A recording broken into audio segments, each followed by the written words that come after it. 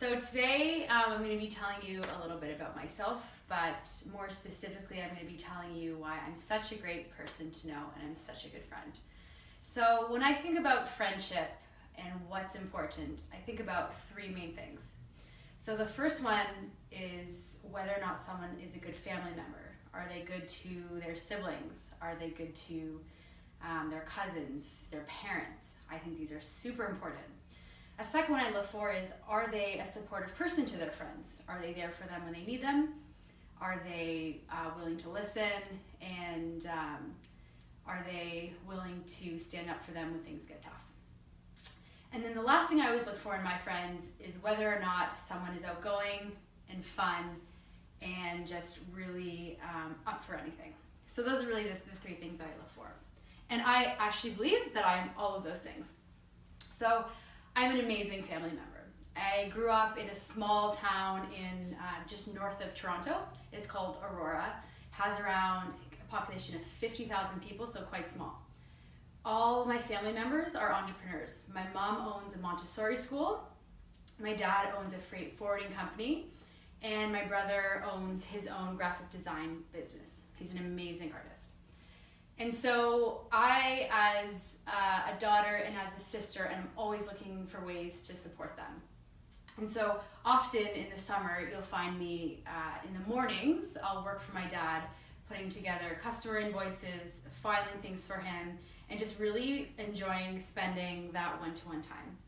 In the afternoon, I always go to my mom's school, and I'm helping her file books, I'm helping her clean the floors, I'm even helping her doing a little bit of gardening, even though sometimes I'm not so good at it. Once she asked me to do a lot of weeding and I ended up pulling out all of her pre-potted plants, which I wasn't supposed to do. But nevertheless, I really try.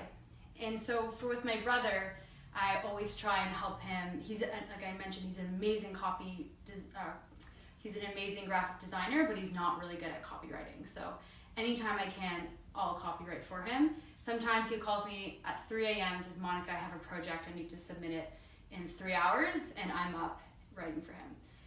And also, one thing that I should note is we grew up in with not a lot of money, and so my parents put me and my brother into private school.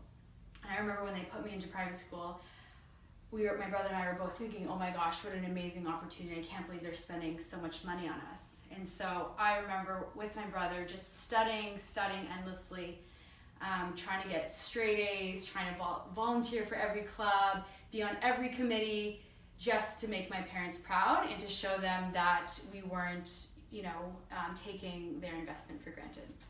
And so I'm also, beyond just being, a helpful and thoughtful daughter and sister, I'm also a really supportive friend.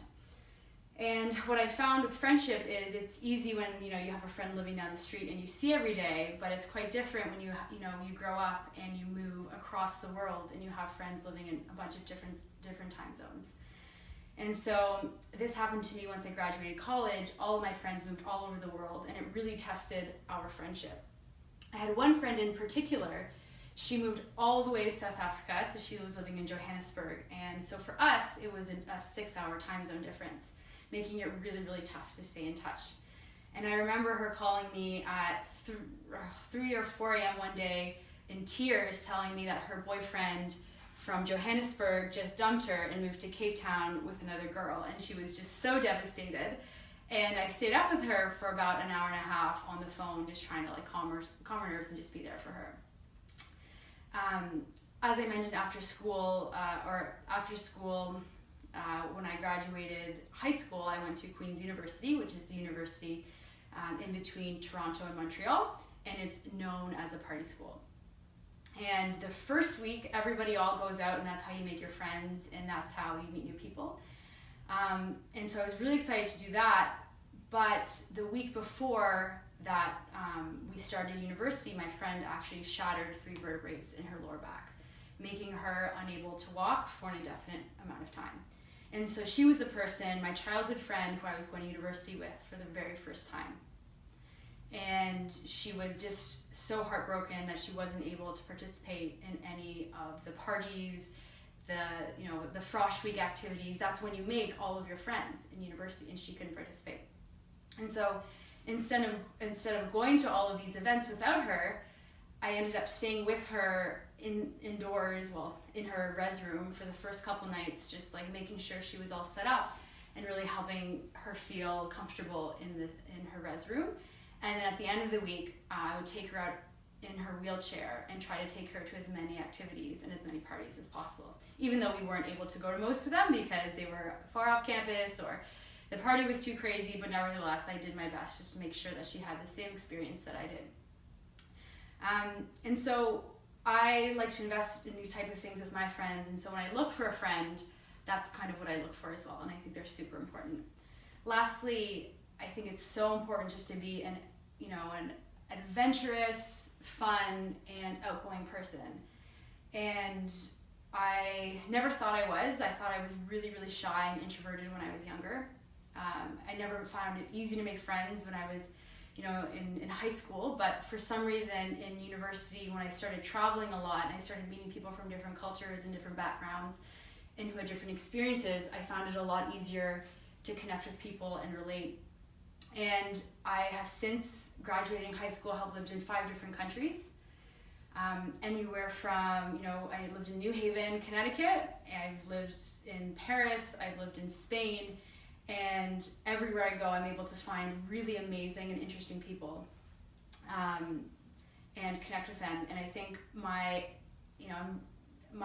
adventurous spirit has allowed me to connect with people on that level. And I remember one of the craziest nights, this is when I was living in Spain and I was doing a little bit of traveling.